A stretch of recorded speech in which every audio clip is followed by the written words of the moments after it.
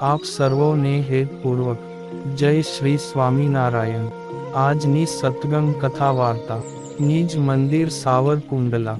આજની સત્સંગ કથા વાર્તા અખાત્રીજ અક્ષય તૃતીયાનું મહાત્મ્ય। આપણા હિન્દુ ધર્મમાં અખાત્રીજનું વિશેષ મહત્વ છે। તેને અક્ષય તૃતીયા પણ કહેવાય છે। આ તહેવાર દર વર્ષે વૈશાખ સુદ ત્રીજના દિવસે ઉજવવામાં આવે છે। આ દિવસ ખૂબ જ શુભ છે, એટલે કે તમે મુહૂર્ત જોયા વગર આ દિવસે કોઈ પણ શુભ કાર્ય કરી શકો છો। આ દિવસે સોના, ચાંદી અને કોઈ પણ નવી વસ્તુ ખરીદવાનું વિશેષ મહત્વ શાસ્ત્રોમાં જણાવવામાં આવ્યું છે।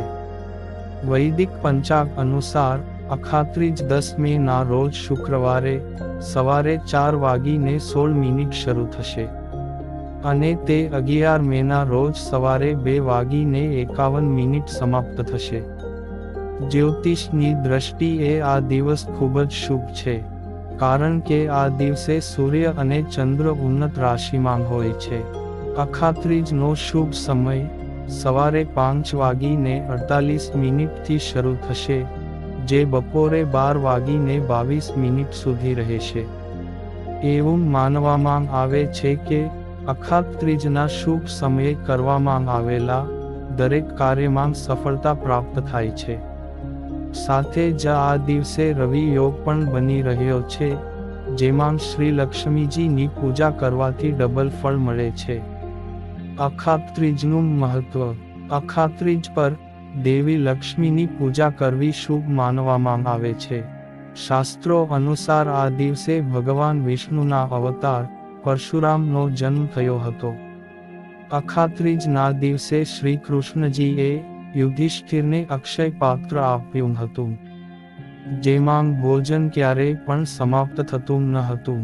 આ દિવસે દાન કરવાથી અક્ષય પુણ્યની પ્રાપ્તિ થાય છે। સાથે જ શાસ્ત્રોમાં આ દિવસને સદા સંપૂર્ણ મુહૂર્ત કહેવામાં આવ્યું છે, એટલે કે આ દિવસે લગ્ન, ગૃહ પ્રવેશ, વાહન ખરીદી, સગાઈ કે અન્ય કોઈ શુભ કાર્ય કરી શકાય છે।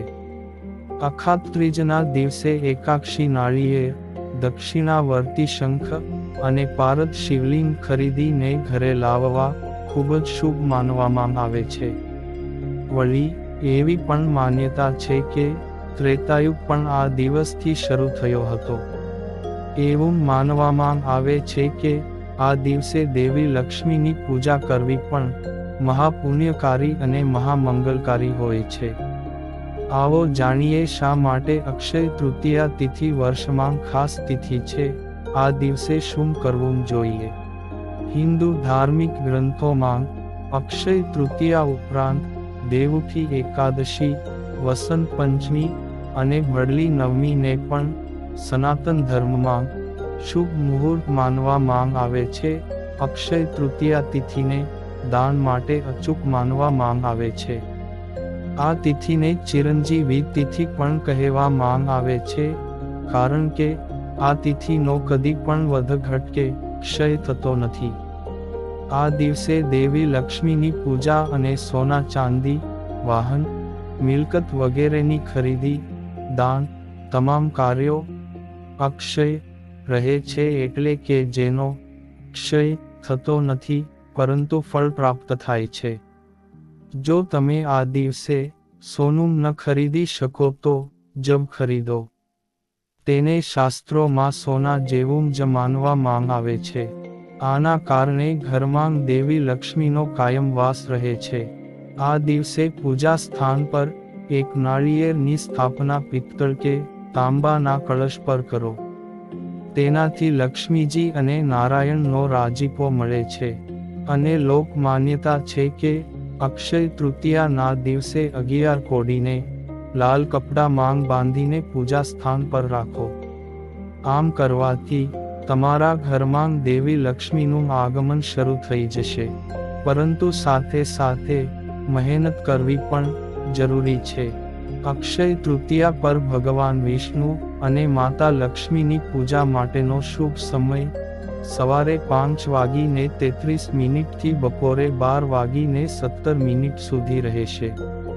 આખો દિવસ ખરીદી માટે શુભ માનવામાં આવશે, પરંતુ જો તમે બપોરે 12:15 વાગ્યા પછી સોનું અને ચાંદી ખરીદો છો તો તે તમારા માટે વધુ શુભ સાબિત થઈ શકે છે.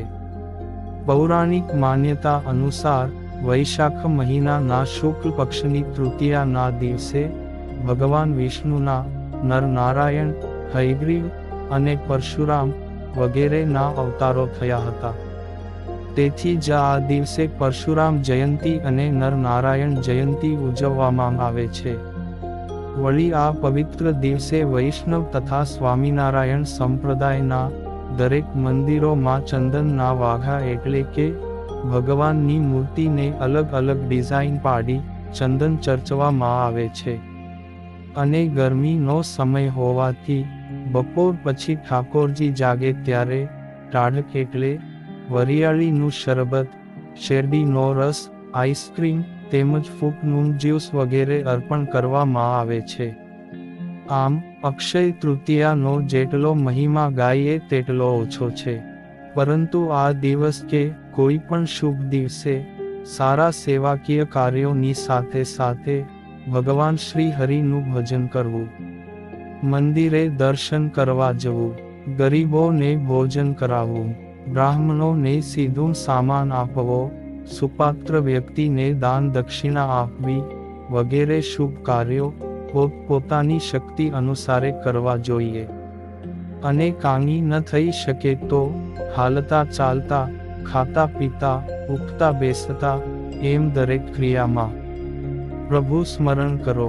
અને તેના જેવો અક્ષય ઉપાય બીજો કોઈ નથી. માટે પ્રભુ ભજન તો અવશ્ય કરવું. બસ આજના દિવસે આટલું જ, ને વિશેષ સત્સંગ વાર્તા પછી કરશું. અત્યારે ભગવત નામ સ્મરણ સાથે આપ સર્વોને જય શ્રી સ્વામિનારાયણ.